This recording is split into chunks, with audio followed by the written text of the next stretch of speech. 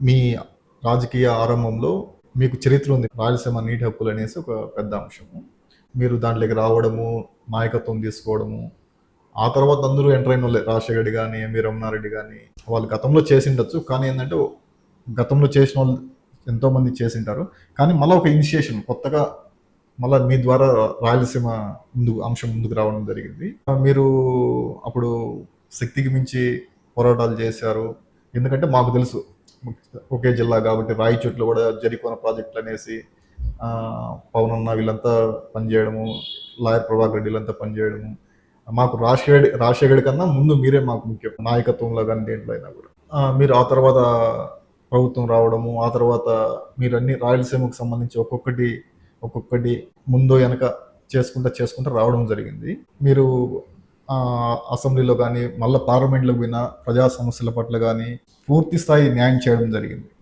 కానీ ఇప్పుడు మీ కళ్ళ ముందు ఎన్నో ఘోరాలు జరిగిపోతున్నాయి. మీరు దేశంలోనే ప్రముఖ వ్యక్తి, కానీ ఈరోజు మౌనం వహించినారా? అప్పుడు పరిస్థితులు వేరు. అంటే తెలుగుగా మొదలు పెట్టినప్పుడు కడప, కర్నూలు జిల్లాలో పనులు మొదలు పెట్టకుండా నెల్లూరు జిల్లాలో మద్రాసుకు నీటి సప్లై చేసే కాలువ కింద పనులు చేయని మొదలుపెట్టారు.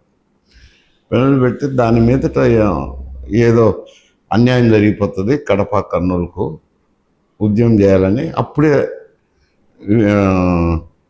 రమణారెడ్డి గారు కూడా విమోచన సమితి అని ఒకటి కమిటీ ఏర్పాటు చేసుకుని ఆయన కూడా వచ్చినారు. మేము సేమ్ టైమేనండి, కొద్ది రోజుల ముందు వెనక అంతా. అప్పుడు కమ్యూనిస్ట్ పార్టీలు, జనతా పార్టీ, ఈ పార్టీల వాళ్ళందరం కలిసి మేము మీటింగ్ పెట్టుకున్నాం కడపలో. డిస్టిక్ ఆల్ పార్టీ కమిటీని మనం కూడా జిల్లా వరకు తెద్దాంలే అని. ఆ సమయంలో రమణారెడ్డి గారు కూడా వచ్చి 2 కమిటీలు ఎందుకు, ఒకటే కమిటీ పెట్టుకున్నాం. సరే మీటింగ్ ఉంది రమ్మని పిలిస్తే ముగ్గురిని రిప్రజెంట్ చేసినాం.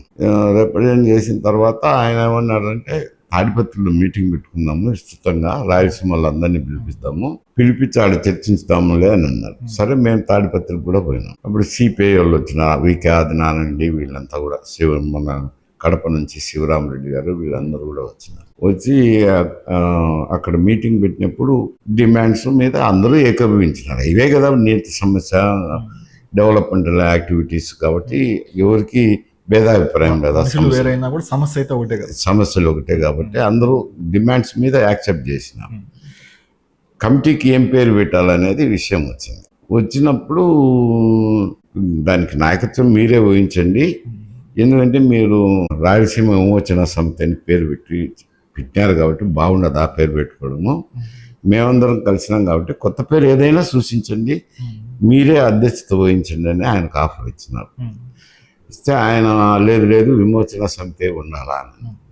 దాని మీద కమ్యూనిస్టులు విభేదించితే ఆయన అలిగి వెళ్ళిపోయినట్టు రమణారెడ్డి గారు. వెళ్ళిపోయిన తర్వాత అందరం కూర్చొని ఆలోచన చేసి సరే ఎందుకు అందరము ఉన్నాం కదా, అన్ని జిల్లాల్లోనూ పార్టీలు ఉన్నాయి కదా, మనమే ఒక కమిటీ ఏర్పాటు చేసుకొని మన కొద్ది మనం చేద్దాం, ఆయన కొద్ది ఆయన చేస్తారు అనుకొని రాయలసీమ జాయింట్ యాక్షన్ కమిటీ అని పెట్టుకున్నాం.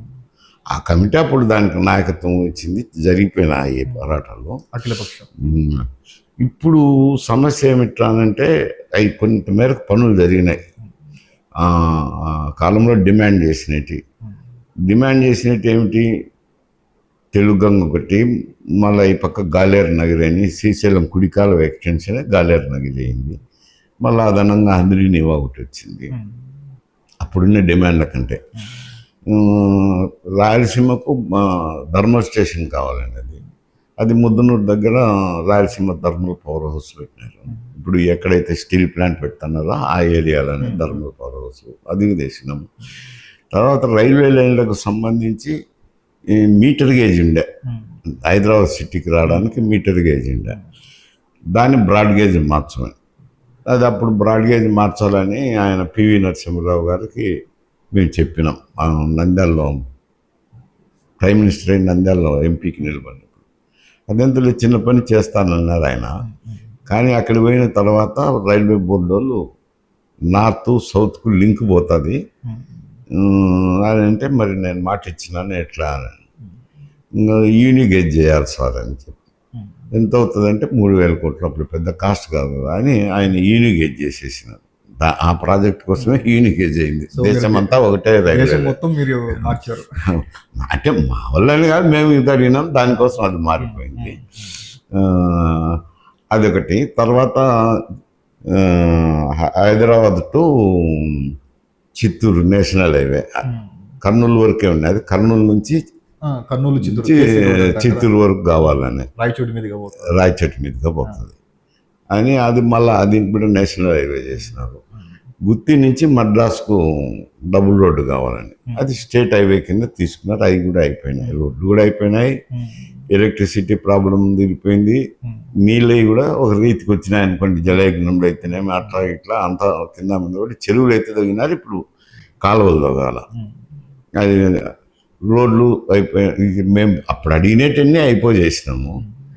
ఇప్పుడు ఉండే సమస్యలు ఒకటి రాజధాని విషయం ప్రత్యేకంగా వచ్చింది. ఈ రాజధాని విషయం వచ్చినప్పుడు ఈ రాజధాని గురించి టేకప్ చేయాలా. ఇప్పుడు ఎందుకంటే అప్పుడు ఉద్యమంలో ఉన్న వాళ్ళంతా కాలమైపోవడమో వయోభారం వచ్చి రిటైర్ అయి ఉండడమో జరుగుతుంది.